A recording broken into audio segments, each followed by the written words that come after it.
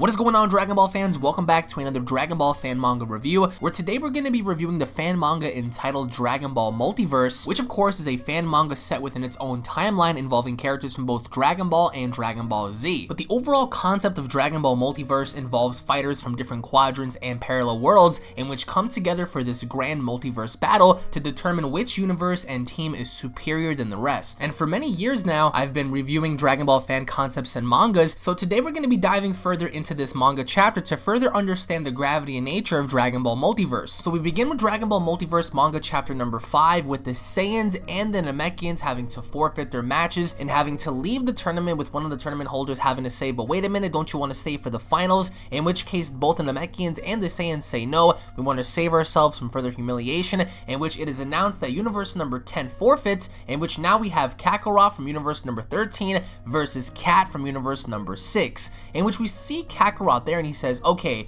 this will end quickly, next round I got the small one, easy one too. Then it's that Trunks or Vegeta, I hope he isn't as strong as he is in my universe. And we see this character named Cat, she enters the battlefield, in which one of Bojack's henchmen says, these silly little girls are a real pain, in which Bojack says, no worries, we'll kill them all as soon as we go back to our universe. So Bojack doesn't even care about his own team members, in which we see Cat, she falls down to the ground and she says, but this gravity is a little heavier, it's 10 times ours, no one seemed to bother before. And she looks up and she sees Kakarot, she stands up and she says hello, and that's when we see Kakarot, he's just looking at her, she wipes off the dust from her butt, and we see how Kakarot is beginning to blush, and then he says, who the hell does she think she is? Hey, I'll just do like my alter ego does from universe number 18, and he tried to copy Goku, in which trying to attempt a one punch to the gut, but she was so fast that she was able to actually knee Kakarot right in the face, in which as soon as she hit him,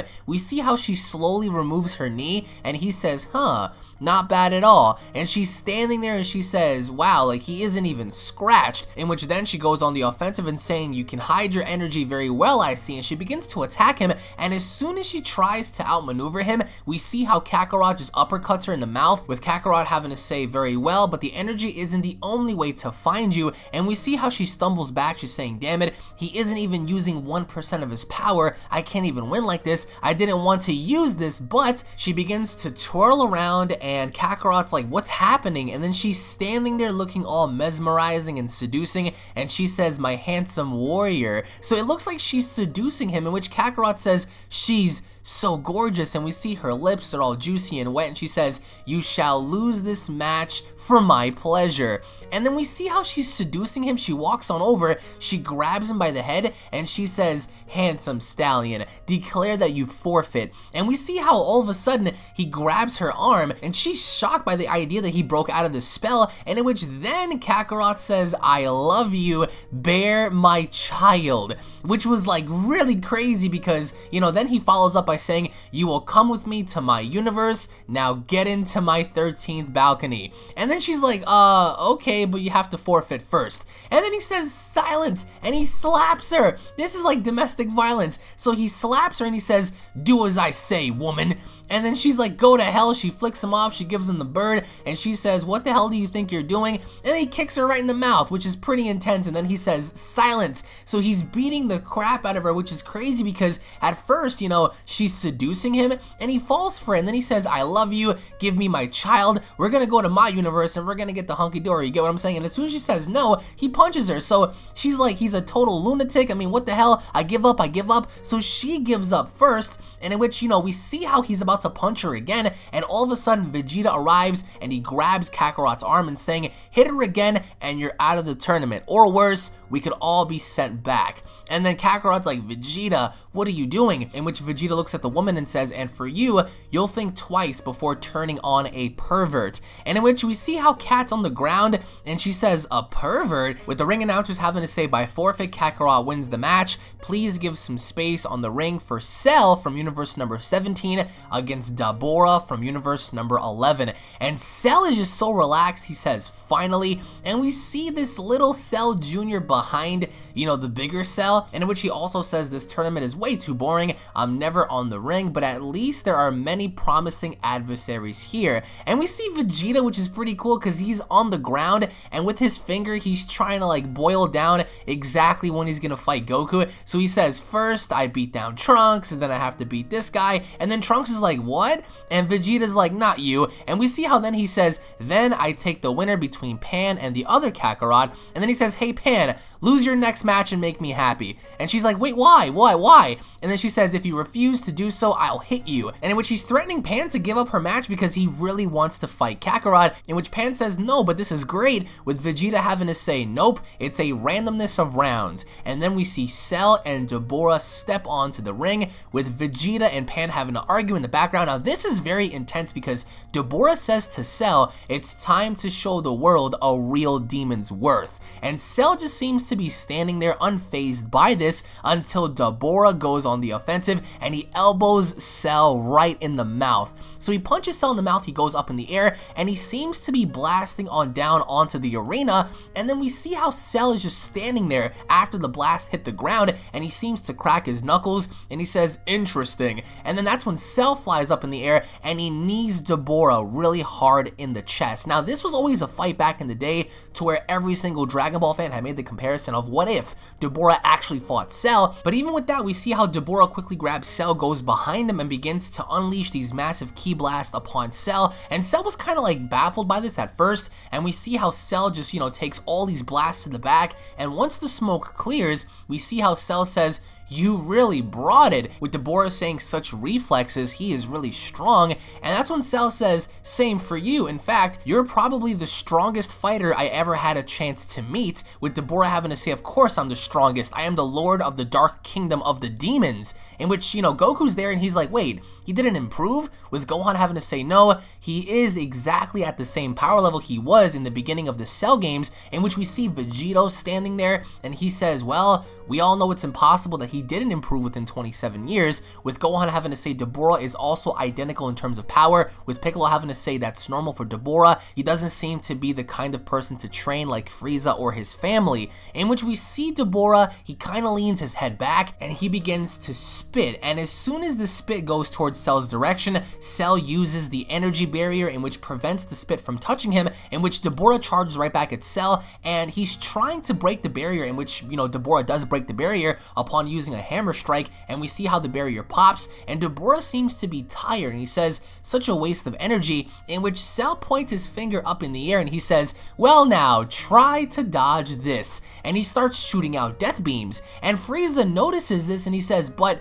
my technique, like what? Like Frieza's baffled because Frieza doesn't really know about Cell in his universe, and we see how Dabura is ducking and dodging, and we see how Dabura says, it's so fast, with Cell having to say, this is just too easy, and then as soon as he's using the death beams, we see how he puts his hands together and he uses the solar flare, in which we see how Goku says that blinding sunlight technique from Tien, and even Pan was the only one that got caught in this because everyone seemed to have looked away except for Pan, and we see how Dabura is blocking, he doesn't seem to catch on, and then Dabura teleports behind Cell, and then he uses that demon blade that he used to carry back when he fought Gohan, and then he cuts Cell in half from behind, which was really brutal because you see blood, guts, and gore, and we see Cell bleeding and he's looking down, and Dabura says, die.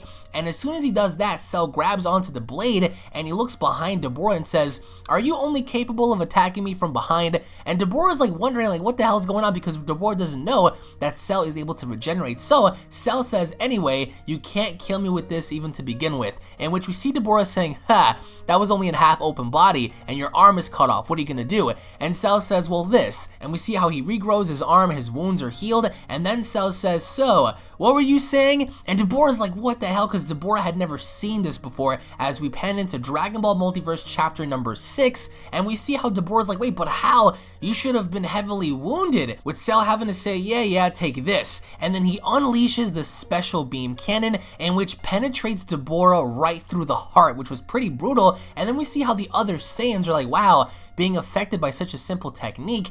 You know, did he do that on purpose? And Dabura is grabbing onto his womb and he's saying, I'm going to finish this once and for all. And then he finally spits once again, and he actually lands the spit on Cell's leg, in which we see Cell's leg, it's beginning to turn into stone, and Cell's like, what the hell's going on? What did you do to my perfect body? I mean, you're done for, you insect worm. And just as the stone is spreading throughout his body, Cell grabs onto his own head and he decapitates himself. Cell removes his own head and everyone in the arena is shocked. This was a very gory scene to have someone remove their own head. Dabura is shocked. Cell's body comes crashing on down to the ground, and we see how Cell's head is on the ground, and Dabura says, wait a minute, did he just kill himself? And Cell having to say, been there, done that, watch this. And from his head down, he regrows his body. And Dabura's like, no, I can't win. And Dabura comes plummeting down because the injury was too much for him. He comes crashing down. Cell says, nice try, with Cell being declared as the winner. And Gohan having to say Cell won. He was actually stronger than Dabura, in which Piccolo says the regeneration helped out a lot, but he's still weaker than when he came back. In which Cell looks back and he says, weaker, huh? Because he's talking to himself and he says, so I perfectly managed to hold myself to the level that I was in the beginning of the Cell games on purpose. In which finally we have the ring announcer say 30 seconds have passed, Cell from Universe 17 wins. With the ring announcers having to say outstanding fight, we continue with Pan from Universe number 16 versus Bojack from Universe number 6, and Gohan says Pan, and then with Pan having to say yes dad, Gohan says, sweetheart, I know Bojack, he is a very mean person and he is still really strong, really stronger than you, so please don't give up. And Pan having to say I won't give up, with Gohan having to say I'm not saying you should, just be very careful. So we see how Pan steps onto the battlefield, with Bojack saying this will end quickly, and before the announcers can even begin, Bojack makes the rush, and Pan quickly dodges him, and knowing that the fact that Bojack is really strong, so she jumps up in the air, and Pan begins to transform into a Super Saiyan, in which Bojack says, fast little girl, aren't ya? And we see how the other Pan from the other universe is looking up, and she's like, whoa, and we see how Super Saiyan Pan begins to fight Bojack, and Bojack is relatively surprised because Pan is holding her own against Bojack as Pan goes on the offensive, and we see how Bojack is getting punched left and right, and Pan grabs him, she's flicking him around. It looks like this version of Pan is very, very strong, even compared to Bojack, because then she kind of like moves behind Bojack and she uses the Kamehameha, and we see how it lands on Bojack. Bojack goes down, the entire little planet they're fighting on is cracking, and everyone is shocked. Gohan is looking up, Bojack's on the ground, and we see how Bojack is covered in smoke, and we see the other Pan having to say great job, and Gohan having to say this fight has only begun, Bojack isn't done. Bojack begins to look up at Pan, and we see how Bojack's henchmen say this little one will taste Bojack's fury in a matter of moments, and Bojack begins to stand up, and then he transforms into his final form, and the minute he transforms, the entire arena breaks down, and Pan having to say whoa, his power has increased so much, and as quickly as he transformed, he actually teleported right behind her and grabbing her by the throat. And you can tell Gohan is very, very upset by this because that's his little girl. And we see how Super Saiyan Pan is beginning to get choked out by Bojack, and we see within Vegeta's universe that Gohan is beginning to run impatient. He doesn't want to see his little girl die, and in which case we see how right then and there he does something to where he snaps her neck, in which the ring announcers confirm that Pan died, making Bojack from Universe 6 the winner. And we see how the other Pan from the other universe is crying. Gohan is very, very mad at the idea that Bojack just killed his daughter, and in which we see how he breaks her neck and he throws her body on down to the ground, and we see how, you know, Videl is just like Pan and she's crying. She leaps up, and Gohan, as quickly as he came, he grabbed his daughter, he put her down, and you know, the family is distraught, everyone is, you know, mad, and everyone's like just in total agony as to seeing this little girl get her neck snapped, in which Kakarot says, those fools, I mean, that's what they get for letting a little brat like her enter the tournament, and in which Raditz says they will be more than just sorry. In a few seconds, they'll all be eliminated, and out of pure rage, we see how Bra actually says, "You're gonna die, Bojack," and she tries to attack him, with Piccolo having to grab her and saying, "No, Bra, not outside of this match, let it be." And then Vegeta had to come in and saying Piccolo is right, we should be sent back to our world if we do this, and Pan wouldn't be brought back to life at the end of the tournament. Be patient. And we see how Gohan and Videl, they're cradling their dead daughter, and we see how they're saying, look, even your brother, despite his legendary rage, is breaking down. Don't go into your usual temper tantrum, just calm down. And Gohan, as he begins to walk back, he's just simply walking and he's breaking the walls down. Piccolo uses this ability to create something to put Pan inside of, and we see how, you know, Gohan says, "Thank you, Piccolo," with Bra saying, "Big brother, Bojack must die. I am going to kill him," and Gohan having to say, "You will do nothing, Bra. Bojack played by the rules. We are not permitted to attack him, so you will leave him untouched," with Bra having to say, "But don't you want payback for your daughter?" And Gohan just erupts in rage, in which causes Bra to, like, you know, stumble back a little bit, because Gohan is infuriated by this, and his power is so immense that everyone in the tournament is beginning to feel it. Cell turns around, the Mega Namekian turns around, and we see how all the other fighters are saying, you know, the asteroids are shaking, my detector's picking up a huge flow of energy, and Majin Buu seems to be the only one that's laughing and saying, "Ha, I see that son Gohan didn't lose a bit of his power than before," in which Gohan says, "Bra, if you want to let off some steam,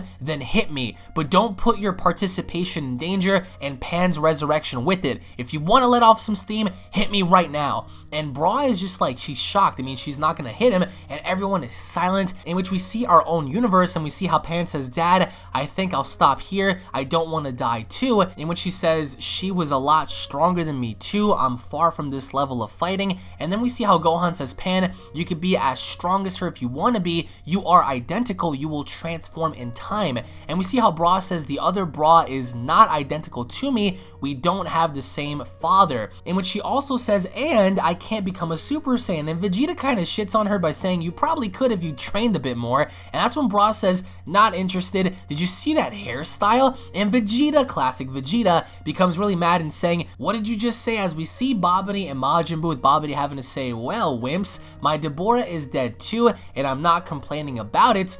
I'm not the one that's dead yet." And we see how Buu says, "Even if he's dead, can I eat him?"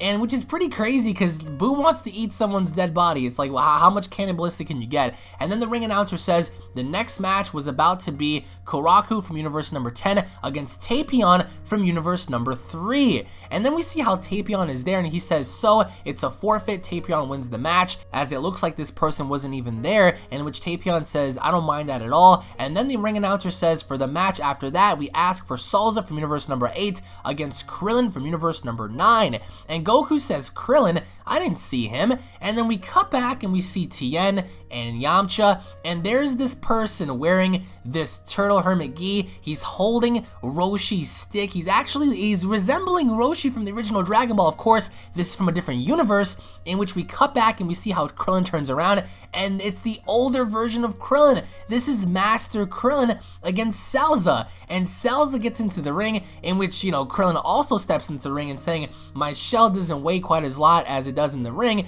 with, you know, Salza having to say, "Oh god, this old geezer, this match won't take long," and Krillin having to say, "Well, I believe one of my friends killed you when I was young, and you didn't age at all since that day, so that's really unfair," and in which Salza doesn't even mind hearing Krillin out as he attacks him, and Krillin turns around and Salza attacks Krillin's shell, and in which he hurts his own hand, and in which Krillin says, "Now, my friend, you shouldn't really hit my shell. It could really hurt you a lot," as the manga chapter comes to a conclusion as we end off with Salza versus older Krillin. Now, this manga chapter definitely summed up a few things. Number one, both Pans and both Bras from each individual universe are not identical entirely in terms of power level. In terms of overall appearance, yes, they are, but in terms of power level, as confirmed by Gohan, by Pan, and by Bra, some are able to transform, others are not able to, in which case we see how Gohan's rage erupts, and I'm pretty sure that Ultimate Gohan, as he is in his ultimate form, will ultimately get payback at Bojack for killing his daughter. But post your comments down below, guys. What did you guys think of both of these manga chapters?